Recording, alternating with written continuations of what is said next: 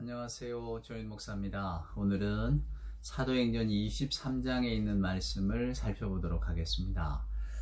사도행전 23장 11절로 14절까지 한번 읽어볼까요? 그날 밤에 주께서 바울 곁에 서서 이르시되 담대하라, 내가 예루살렘에서 나의 일을 증언한 것 같이 로마에서도 증언하여야 하리라 하시니라. 날이 새매 유대인들이 당을 지어 맹세하되 바울을 죽이기 전에는 먹지도 아니하고 마시지도 아니하겠다 하고 이같이 동맹한 자가 40여 명이더라. 대제사장들과 장로들에게 가서 말하되 우리가 바울을 죽이기 전에는 아무것도 먹지 않기로 굳게 맹세하였으니 이제 너희는 그의 사실을 더 자세히 물어보려는 척하면서 공회와 함께 천부장에게 청하여 바울을 너희에게로 데리고 내려오게 하라. 우리는 그가 가까이 오기 전에 죽이기로 준비하였노라 하더니 바울의 생질이 그들이 매복하여 있다 함을 듣고 와서 영내에 들어가 바울에게 알린지라. 아멘. 예. 바울이 이제 예루살렘에 간 이야기를 우리가 지난 시간까지 보았습니다. 이제 사도행전 22장에는 바울이 예루살렘에서 붙들립니다. 유대인들에게. 유대인들이 눈의 가시처럼 바울을 여겼잖아요. 그래서 이제 바울을 고변을 합니다. 우리 전통을 훼손하는 자다, 이러면서 또 온 성내를 소욕해 하는 자다. 결국 그 중심은 뭐냐면, 로마에게나 우리 유대인에게나 이 사람은 유익한 존재가 아니니 빨리 없애야 된다. 이런 취지입니다. 그래서 유대인들이 일단은 성전을 더럽혔다는 죄목으로 바울을 붙들고 이제 치기 시작할 때에 소란이 일어나지 않겠습니까? 그러니까 이제 천부장이 얼른 군사들을 보내서 무슨 일인가 알아보게 하고 지금 이제 끌고 왔어요. 그 와중에서 어떤 그 바울의 어떤 지혜롭달까요?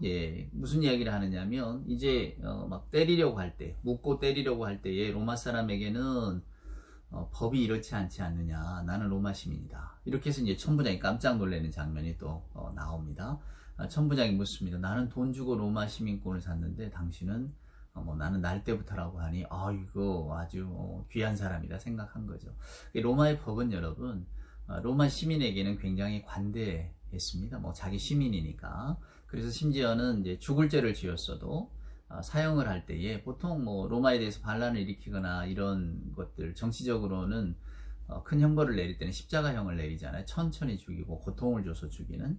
근데 만약에 그 사람이 로마 시민이라면 참수형을 명합니다. 빨리 죽여서 고통을 덜어주게 하는 거죠. 하여간 이 로마 시민에 대해서는 재판하지 않고 매를 때리거나 재판하지 않고 감옥에 가두거나 이럴 수가 없게 돼 있어요. 그러니까 바울이 로마 시민권인 자라는 것을 밝히면서 자신의 안전을 도모를 하죠. 또 나중에 이제 또 법정에서 바리새인들 또 사두개인들 사이에 막 이렇게 이렇게 소란이 일어날 때에는 바울은 또 이런 이야기 합니다. 나는 바리새의 아들이라고. 나는 죽은 자의 부활을 믿는다고. 막 이러니까 또 그 법정 안에 있던 바리새인과 사두개인들도 자기들끼리 싸운단 말이에요. 그러면서 이제 안전을 이렇게 지켜나가는 어쩌면 참 지혜로운 모습을 보곤 합니다. 자, 오늘 이제 그 이야기는 오늘 우리가 읽은 사도행전 23장의 이야기는 그 이야기로 이어지는 겁니다. 여러분이 제가 보지는 않았습니다만은 여러분들 꼭 22장을 한번 읽어보세요. 그러면 사도 바울이 유대인들 앞에서 내가 어떻게 해서 예수 믿는 자가 되었는가, 그러니까 예수님을 만나서 내가 어떻게 회심하게 되었는가를 말해주거든요. 우리가 사도행전을 읽어보면 사도행전 9장, 그 다음에 22장, 26장에 바울이 내가 어떻게 해서 예수를 만나서 예수를 박해하는 자가 예수의 어떤 그 복음을 전하는 자가 되었는가라고 하는 장면이 계속 기록되어져 있거든요. 근데 각각 조금씩 달라요. 그러니까 9장, 22장, 26장을 읽어보시면 사도 바울에게 이런 일이 일어났었구나. 사도 바울은 우리는 그냥 흔히 다메섹 도상에서 주님을 만난 이야기 정도만 알고 있잖아요. 아나니아를 어떻게 만나게 됐고 또 그 전에 내가 어떤 사람이었고 이런 이야기들이 쭉 등장하니까 한번 읽어보십시오. 바울의 회심 장면이고 또 바울의 생애가 이렇게 짧게 요약되어져 있는 것이기 때문에 읽고 나시면 조금 더 바울에 대해서 자세히 아시게 될 겁니다. 자, 그렇게 해서 이제 오늘 23장은 이제 천부장 로마의 법정에 붙들려 왔을 때의 이야기예요. 바울이 지금 꼼짝없이 죽게 생긴 자리에서 나는 로마 시민이다. 그러면서 어떤 위기를 모면하고 로마 시민이라고 하니까 예루살렘 공회로 끌고 갔잖아요. 근데 공회로 끌고 갔을 때에 바울이 거기서 나는 바리새의 아들이다. 그러니까 또 이렇게 다툼이 일어나서 그 뜻을 이루지를 못했단 말이에요. 그래서 이제 오늘 읽은 이야기를 보면 바울이 이제 천부장에게 이제 붙들려 있을 때 붙들려 있다는 것은 이제 그의 안전을 보호받은 겁니다. 밖에 있으면 유대인들이 그냥 쥐도새도 모르게 죽일 수도 있는데 일단 어찌됐건 로마의 감옥, 로마의 보호 아래 들어있으니까 바울의 생명은 안전은 보장을 받은 거죠. 근데 그날 밤에 오늘 11절에 보면 주께서 바울 곁에 서서 이르시되 담대하라. 내가 예루살렘에서 나의 일을 증언한 것 같이 로마에서도 증언하여야 하리라 하신다. 무슨 말씀인가요? 내가 너를 로마까지 데리고 가겠다는 것 아닙니까? 이 소동 가운데 너의 목숨은 보존할 것이다. 그러니까 용기를 내고 담대하라. 바울이 고린도에서 복음을 전할 때에도 주의 성령께서 담대하라고 말해 주셨던 것을 우리는 말씀을 통해 기억합니다. 주의 성령께서 어려울 때마다 나타나셔서 바울을 붙들어 주셨어요. 자, 12절에 보면 날이 샘에 유대인들이 당을 지어 맹세하되 바울을 죽이기 전에는 먹지도 아니하고 마시지도 아니하겠다 하고 이같이 동맹한 자가 40여 명이더라. 이런 이 40이라고 하는 숫자는 충분하다는 뜻입니다. 그러니까 유대인들이 출애굽한 후에 40여 년 광야를 이렇게 방황한 거나 모세의 40여 년의 세월이나 또 예수님의 40일 금식이나 성경에 등장하는 40은 그 신학적인 의미가 있는데요. 그건 뭐냐면 충분한 시간, 무르익은 시간. 그러니까 저와 여러분이 날짜를 세세하게 따져서 정말 이스라엘이 이 광야에서 한 게 딱 더하거나 빼지도 않고 40년이냐, 예수님이 그냥 딱 그 광야에서 하신 게 더하지도 빼지도 않고 40일이냐, 일일이 다 셌겠습니까? 충분한 숫자만큼. 그래, 얼마나 이 40이라고 하는 숫자를 크게 생각했냐면요. 사도 바울의 고백을 보면 바울이 이렇게 매를 맞은 이야기가 나오잖아요. 근데 40에서 한 대 가만수다 그럽니다. 무슨 이야기냐면 40대를 맞으면 충분하다 생각했어요.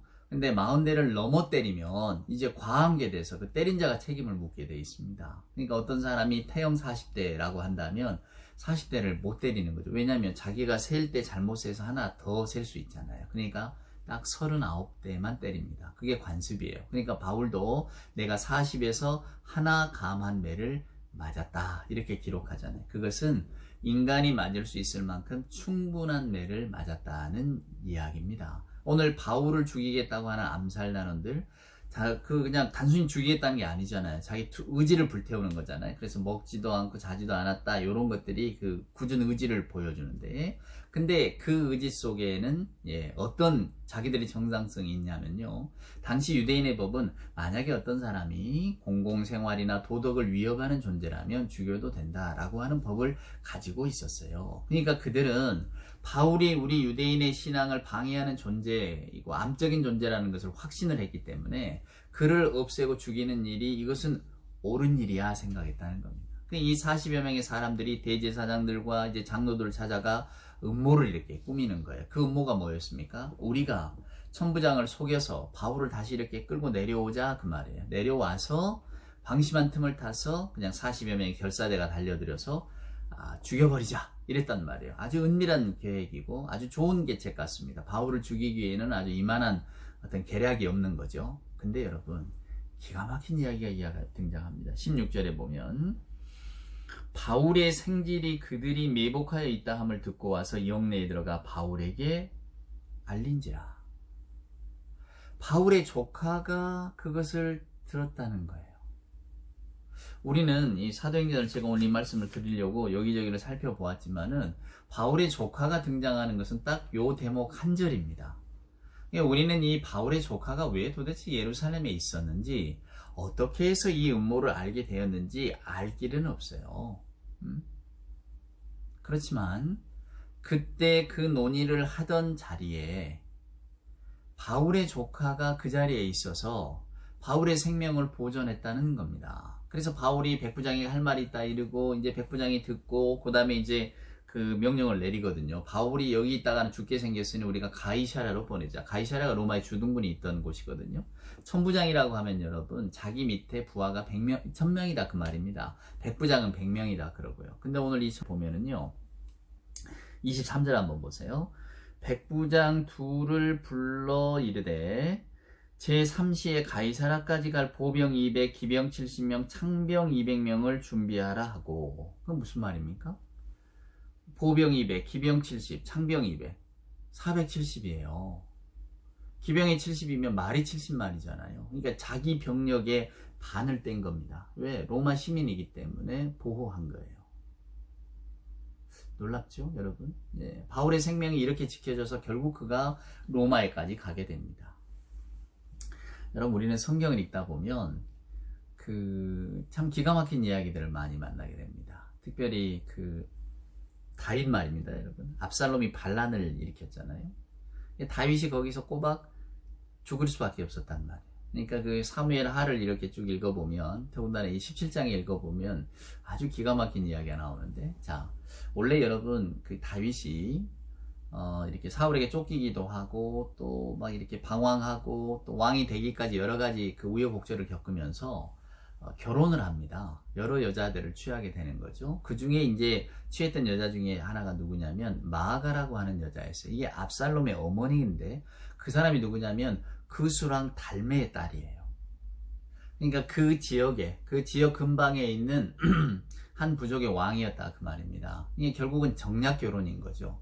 그수랑 달메의 딸 마아가 결혼을 하고 거기에서 압살롬이 태어납니다. 그러니까 압살롬이 볼 때에 자기 아버지 유대민족 뭐 이런 거보다는 어떻게 해서든 내가 이 나라의 왕이 돼서 내가 왕으로서의 어떤 자리를 좀 차지해 보리라. 결국 마음자리가 좀 달랐던 거죠. 압살롬이 결국 반란을 일으키잖아요, 여러분. 그렇게 해서 다윗이 이렇게 막 쫓겨갑니다. 근데 왜 그때 이제 압살롬에게 가장 큰 뭐랄까요, 조력자가 된 사람이 아히도벨이라는 사람입니다. 이 아히도벨이라는 사람이 누구냐면 밧세바 할아버지였어요. 그러니까 밧세바 사건으로 인해서 마음이 굉장히 원수처럼 돼 있던 거죠. 바울을 이렇게 딱 이렇게 마음속으로 담고 있다가 압살롬이 반란이 일어나고 다윗이 쫓겨가니까 얼른 압살롬에게 붙습니다. 최고의 지략가입니다. 아마 뭐 우리가 삼국지를 잘 알지만 제갈량 같은 지략을 지닌 사람이었어요. 그래서 다윗이 쫓겨갈 때에 압살롬에게 계책을 냅니다. 이 아히도벨이 자기에게 군사 12,000만 주면 내가 가서 다윗 왕을 그냥 죽여버리겠다고 해요. 가서 군대로 12,000명이 몰려오면 주변에 있던 사람 다 도망갈 거니까 다윗을 쉽게 잡을 수 있게 될 것입니다. 그리고 다윗만 죽이면 이제 다 평정되는 거 아닙니까? 그러니까 왕이 나서면은 나중에 후환이 뭐 있고 백성들이 또 아버지를 죽였다 할지 모르니까 내게 맡겨주세요. 내가 다 책임지고 하겠습니다. 한단 말이에요. 좋은 기가 막힌 계책이었죠. 근데 어찌된 일인지 압살롬이 이거 한번 물어보자 이런단 말이에요. 그리고는 후세라고 하는 사람을 찾아갑니다. 후세에게 물어보는 거죠. 근데 후세가 그 이야기를 듣더니 반대를 해요. 왜냐하면 첫 번째는 다윗이 용사 아닙니까? 근데 지금 아들이 자기를 쫓아냈으니까 얼마나 화가 나 있을 거예요. 그러니 다윗이 무슨 짓을 할지 몰라요. 그리고 두 번째는 다윗의 주변에 지금 있는 사람도 허접한 사람들이 아닙니다. 전장터에서 뼈가 굵은 사람들인데 용사들인데 안 됩니다. 그리고 마지막 세 번째는 다윗이 얼마나 이런 전장이나 병법에 능한 사람입니까? 만약에 아히도벨의 군사 가운데 몇 명만 죽어도 우리가 다 이겨버렸다고 소문 낼 겁니다. 그러면 더 걷잡을 수 없어집니다. 그래서 안 됩니다. 내버려 둬야 됩니다. 이랬단 말이에요. 그런데 압살롬이 그 이야기를 들어요. 아히도벨의 전략을 따르질 않아요. 나중에 아히도벨이 자살합니다. 근데 이 이야기를 이제 후세가 사독과 아비아들에게 전해주거든요. 다윗에게 빨리 도망가라고. 지금 어찌됐건 이 궁정 안에서 당신을 잡아 죽이려고 여러 가지 계책들이 나오고 있다고. 근데 그래서 이제 사독과 아비아달이 자기들의 아들인 요나단과 그 다음에 아히마아스에게 알려줘요. 그러면 원래 이제 이 성 안에서 자기들하고 내통하는 소녀가 있었거든요. 근데 그렇게 못하게 돼 있으니까 결국 자기들이 이제 직접 가서 전하려고 합니다. 알고 쫓아오죠. 압살롬의 군대들이. 다윗에게 알려야 되는데 그래서 어떻게 합니까? 바울임에 있는 조그만한 어떤 여자의 집 가서 우물에 숨어요. 근데 놀랍죠? 이 여자가 말입니다. 우물 위에다가 덮개를 덮고 거기다 곡식을 깔아놔요. 마치 곡식을 말리는 것처럼. 그리고 이제 사람들이 쫓아오니까 강 건너 갔다고 이야기를 하는 겁니다. 우리가 가끔 영화에서 그런 장면 보잖아요. 막 쫓기던 사람들 숨을 때에 어떤 사람 이제 쫓아오는 사람들이 와서 그 사람 뭐 어디냐? 만약에 이 사람이 주인이 나 그 사람 못 봤는데 그러면 집을 다 뒤집니다. 말의 빗장이라는 그런 게 아니에요. 들어와서 쫓기던 사람들 비록 자기가 숨겨줬어도 어디 갔느냐 보았느냐라고 하면 미리 나서서 말입니다. 아, 그 두 사람 말이죠. 방금 저 담 뛰어갔는데요. 이러면 그냥 담 뛰어갑니다. 네, 나 못 봤는데요. 이러면 집안 뒤져라 이런단 말이에요. 이게 말의 빗장이라는 건데 이 여자가 아주 지혜롭게 말의 빗장을 잘 걸었어요. 강 건너 갔어요. 그러니까 우르르 쫓아나가잖아요. 이게 결국 요나단과 아히마아스가 이제 다윗에게 전해줘서 다윗의 생명을 구하잖아요. 아히도벨은 스스로 목매어 죽게 되고 놀라운 일입니다. 저와 여러분이 이렇게 볼 때는 그냥 뭐 그런 일이 있을 수 있지, 우연이지. 맞습니다. 그런 일이 있을 수도 있고 우연일 수도 있습니다. 근데 우리는 어떻게 이야기합니까? 하나님의 돌보심이 있었다, 도우심이 있었다. 이것이 우리들의 신앙 아닙니까? 하나님이 천지를 창조하셨고 하나님이 우리의 모든 것들을 주관하고 계신다는 믿음을 우리는 갖고 있기 때문에 작은 일 가운데도 우리는 거기에서 하나님의 손길을 느끼는 겁니다. 사랑하는 여러분, 이것이 우리들의 믿음이고 신앙입니다. 믿지 않는 분들은 뭐 우연히 일어난 사건 가지고 어쩌다 바울이 거기 있었겠지, 바울의 생질이 거기 있었겠지, 뭐 이렇게 이야기하지만은 맞습니다. 그들이 보기에는 어쩌다일 수 있지만 오늘 저와 여러분이 신앙의 눈으로 바라볼 때 다윗 사건에서 아히도벨 이야기가 아니라 후세의 이야기를 듣게 하심으로 결국은 다윗의 왕가가 보존이 되고 그 혈통을 통해서 그리스도께서 우리에게 오시는 거잖아요. 하나님의 약속이 지켜지시잖아요. 그러니까 하나님께서 하나님의 약속을 지키시기 위해서 일하시는 그 신실함이 결국 우리들이 보기에는 우연한 것 같아도 거기에 다 하나님의 손길과 하나님의 선하신 인도하심이 있다라는 겁니다. 오늘 바울도 보세요. 바울에게 분명히 너 로마에까지 내가 너를 데리고 간다. 넌 로마에 가서 분명히 복음을 전하는 자가 된다. 로마까지 보아야 하리라. 하나님이 약속해 주셨잖아요. 그래서 하나님께서 이 사람의 어떤 그 바울의 생명을 지켜주시는 겁니다. 하필 조카가 그때 그 자리에 있어서 그걸 듣게 하시고 이게 설명이 안 되는 거잖아요. 뭐 나중에 누가 또 합리적인 설명을 붙이려고 그때 바울의 조카가요 실은 자기 삼촌은 한번 생명을 살려보려고 뭐 자기도 위장해서 뭐 이렇게 결사대원이 됐어요. 아니면 그 아는 사람 누군가가 이렇게 뭐 하는 이야기를 우연히 듣게 됐어요. 뭐 이럴 수 있지만 우리들은 어떻게 생각합니까? 하나님의 선하신 인도하심이 거기에 있었구나. 하나님의 원대하신 구속사를 지키기 위해서 하나님께서 이렇게 일하셨구나. 우리가 이런 장면을 보면서 한편으로는 신앙의 큰 위로를 받습니다. 왜요? 저와 여러분이 하나님의 자녀고 하나님의 사람이잖아요. 오늘 우리가 하나님의 약속을 믿고 있잖아요. 그럼 결국 하나님께서는 이 약속을 지키신다라고 하는 그 하나님의 신실하심에 대한 믿음이 오늘 우리에게 오잖아요. 저와 여러분이 아무렇지도 않고 그저 뭐 어떤 내세울 것 없는 신앙인이라 할지라도 우리가 하나님 신앙을 굳게 견지하고 사는 이상 하나님께서는 우리들의 인생을 복되게 선하게 끝까지 인도해 주시고 지켜주신다는 사실, 또 성경에 약속하신 예수 그리스도 다시 오시는 사건, 우리에게 하나님의 나라, 하나님의 세계가 있다는 것을 분명히 지키신다고 하는 그런 믿음을 우리로 하여금 갖게 하시는 것 아닙니까? 그래서 여러분 이 행동들이 또 이 모습들이 굉장히 크게 다가오는 겁니다. 우리는 알지 못해도 하나님께서 어떤 구원의 계획을 가지고 계셨다면 저와 여러분을 꼭 그 자리까지 인도하시고 이끄실 것이기 때문입니다.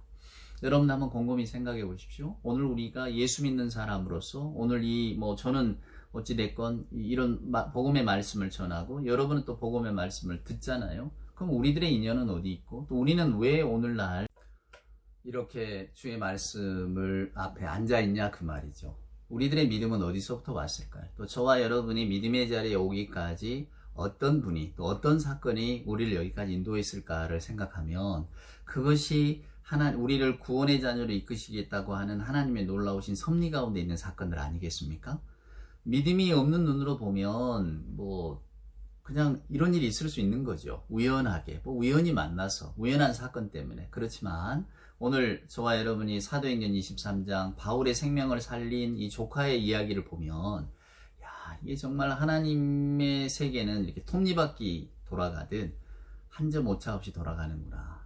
우리도 그런 하나님의 구원의 계획 속에 있구나. 얼마나 감사한 일입니까? 저희들 같이 평범한 사람에게도 하나님의 놀라운 은총이 임한다는 사실, 그리고 하나님의 구원 계획 속에 우리가 있다는 사실, 또 우리를 구원하기 위해서 얼마나 많은 사람들을 하나님이 준비하셨다는 사실을 기억하면 사랑하는 여러분, 어떤 그 믿음의 어떤 힘이 불끈 솟아나지 않습니까? 맞습니다. 우리 역시도 바울과 같이 다윗과 같이 하나님의 구원 백성, 하나님의 크신 계획 속에 있습니다. 그래서 하나님께서 오늘 저와 여러분을 여기까지 인도하셨죠. 그 기쁨을 가지고 살아가시고 그 기쁨이 넘쳐서 우리도 누구에게인가 놀랍고 이 사랑 많으신 하나님의 섭리를 또 하나님의 구원 역사를 이렇게 전하고 나눌 수 있는 사람이 되었으면 정말로 좋겠습니다. 하나님이 우리를 사랑하신다고 하는 그 사실 하나를 전하는 것만으로도 우리는 복음의 사람으로 살 수 있고 또 누군가는 저와 여러분이 후세가 되고 또 바울의 조카가 되어서 그 사람의 생명을 살리는 일에 하나님의 쓰임을 받게 될지도 모릅니다. 그런 인생이 더 기대되고 재밌지 않습니까? 복된 인생, 또 특별히 신앙 안에서 감사한 인생, 힘이 넘치는 인생을 살아가는 우리 모두가 될 수 있기를 소망합니다.